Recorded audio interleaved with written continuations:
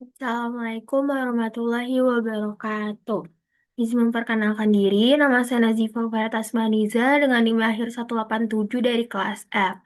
Di sini saya akan menjelaskan terkait analisis jalur gluconeogenesis dan glikogenolysis pada pasien diabetes mellitus tipe 2, peran glikogen hati dalam produksi glukosa nokturnal. Diabetes mellitus tipe 2 merupakan penyakit metabolik kronis yang ditandai peningkatan kadar glukosa darah. Hati berperan penting dalam mengatur kadar glukosa melalui gluconeogenesis, glikogenolisis.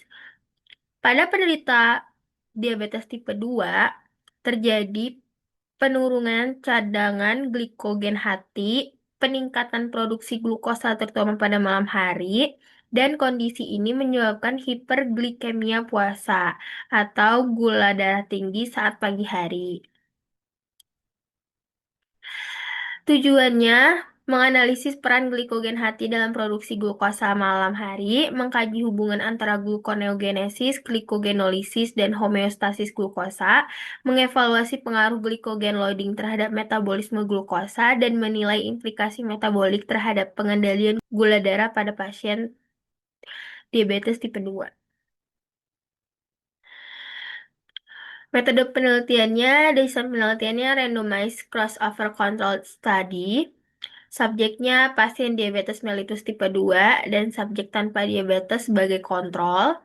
Intervensi dietnya glikogen loading, 60% karbohidrat, 20% protein, dan 20% lemak.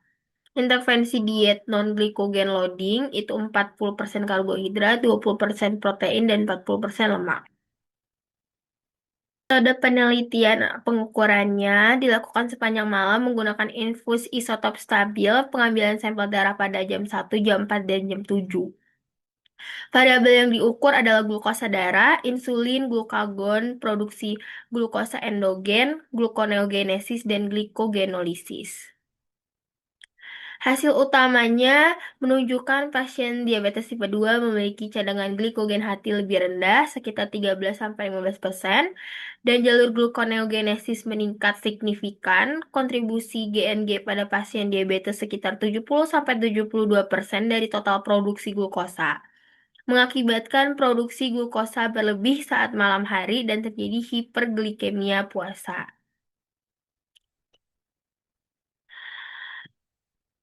Temuan pentingnya saat cadangan glikogen rendah, tubuh mengaktifkan gluconeogenesis lebih awal dan terjadi kompensasi metabolisme. Setelah intervensi glikogen loading, cadangan glikogen meningkat sekitar 17%, laju gluconeogenesis menurun dan produksi glukosa menjadi lebih stabil. Penelitian ini berkaitan langsung dengan metabolisme primer, khususnya metabolisme karbohidrat yang melibatkan gluconeogenesis, pembentukan glukosa dari laktat, gliserol, dan asam amino. Glikogenolisis, pemecahan glikogen menjadi glukosa. Dalam teori biokimia, insulin berfungsi sebagai penghambat gluconeogenesis. Pada pasien diabetes tipe 2, terjadi resistensi insulin sehingga kontrol metabolisme terganggu. Implikasinya menunjukkan bahwa ketidakseimbangan antara glikogenolisis dan gluconeogenesis menyebabkan hiperglikemia puasa. Peningkatan cadangan glikogen menyebabkan menekannya gluconeogenesis, menjaga homeostasis glukosa, dan mendukung kontrol gula darah lebih baik.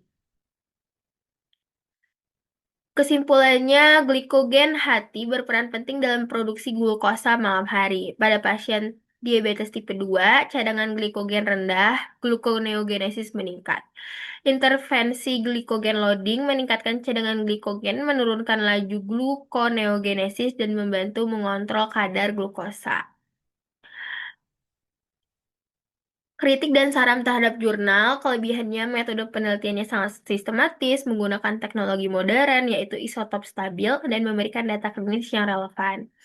Namun kekurangannya adalah jumlah subjek terbatas, penelitian dilakukan dalam waktu yang relatif singkat, dan tidak mempertimbangkan faktor gaya hidup lain. Saran untuk jurnal, penelitian lanjutan dengan jumlah sampel yang lebih besar, dan studi jangka panjang untuk melihat efek diet berkelanjutan.